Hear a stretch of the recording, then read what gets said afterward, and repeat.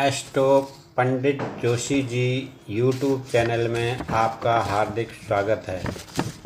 आज का विषय है शुभ लाभ क्यों लिखा जाता है। शुभ लाभ का अर्थ क्या है। शुभ लाभ का शाब्दिक अर्थ आप समझते ही हैं। सभी देवताओं से हम अपने शुभ लाभ की प्रार्थना भी करते हैं, परंतु उनके साथ या उनके नाम के आगे पीछे शुभ लाभ क्यों नहीं लिखते हैं। ब्रह्मा जी हों या श्री विष्णु जी हों या शंकर जी हों, किसी के नाम या मंत्र में हम शुभ लाभ नहीं जोड़ते हैं। यहाँ तक कि लक्ष्मी जी जो ऐश्वर्य की देवी मानी जाती हैं, उनके नाम के साथ भी शुभ लाभ नहीं जोड़ते हैं। अतः गणेश जी के साथ शुभ लाभ जोड़ने का विशेष कारण अवश्य होना चाहिए। प्रत्येक देवी देवता के साथ हम उनकी शक्ति, प्रिया अथवा भार्या यानी कि पत्नी का नाम उनके नामों के पूर्व या बाद में अवश्य जोड़ते हैं, परंतु गणेश जी के नाम के साथ उनकी पत्नी का नाम कहीं भी जुड़ा नहीं देखते हैं। आप में से अधिकांश लोग यह भी न जानते होंगे कि पार्वती नंदन श्री गणेश जी की एक नहीं दो पत्नियां थीं।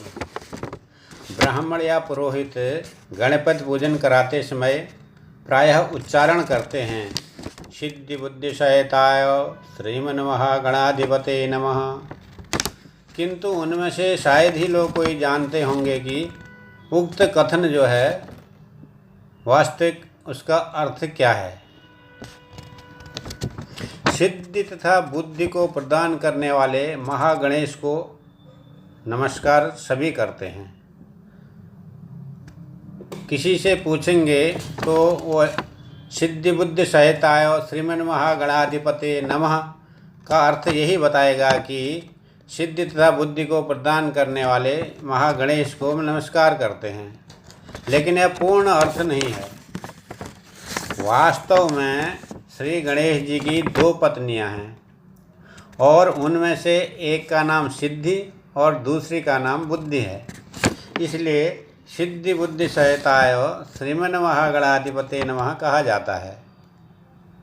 परम पूज्य सिद्धि बुद्धि सहित श्रीमान महागणों के स्वामी विनायक या श्री गणेश जी को नमस्कार है। श्री गणेश जी की दो पत्नियां हैं और दोनों सगी बहनें हैं। उनमें से एक का नाम सिद्धि और दूसरे का नाम बुद्धि है। अब शुभ लाभ शब्दों को केवल गणेश जी के नाम के साथ ही क्यों प्रयुक्त किया जाता है, यह भी जानना जरूरी है। श्री गणेश जी की दो पत्नियां हैं तो उनके दो पुत्र भी हैं।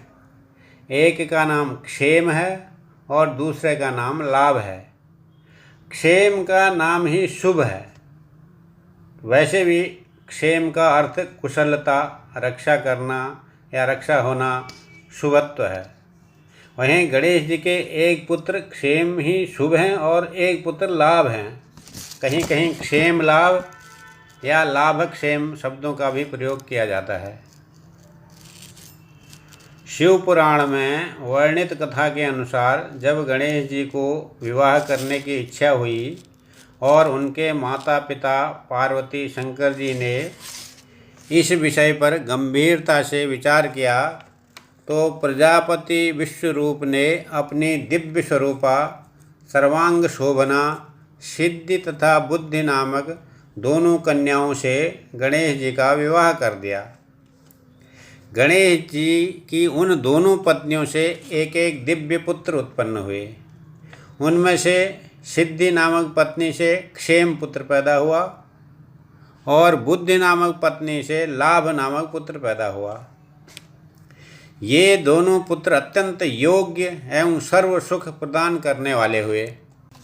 शुभ लाभ या क्षेम लाभ नामक इन बालकों को महाशक्ति स्वरूपा पार्वती जी का तथा देवाधिदेव महादेव शंकर जी का प्रेम, स्नेह एवं आशीर्वाद तो प्राप्त था ही, साथ ही अपनी दोनों माताओं सिद्धि तथा बुद्धि का रूप, सौंदर्य तथा गुण भी प्राप्त हुआ। पिता श्री गणेश रुद्र गणों में गणाध्यक्ष थे और अत्यंत पराक्रमी थे, अतः उनकी शक्ति, पराक्रम एवं वीरत्व भी प्राप्त होना स्वाभाविक ही था। अतः ये दोनों क्षेम तथा लाभ नामक गणेश के पुत्र उन्हें परम प्रिय हैं। यही कारण है कि सिद्धि बुद्धि सहिताय महागणाधिपते नमः के साथ प्रत्येक शुभ अवसर पर दुकानों, तिजोरियों, बही खातों आदि में शुभ लाभ लिखा जाता है। इसलिए हर शुभ कार्य में गणेश जी के साथ रिद्धि सिद्धि न लिख करके शुभ लाभ लिखा जाता है। ओम श्री गणाधिपते नमः। सिद्धि बुद्धि सहायताय श्रीमन महागणाधिपते नमः। शुभ लाभ।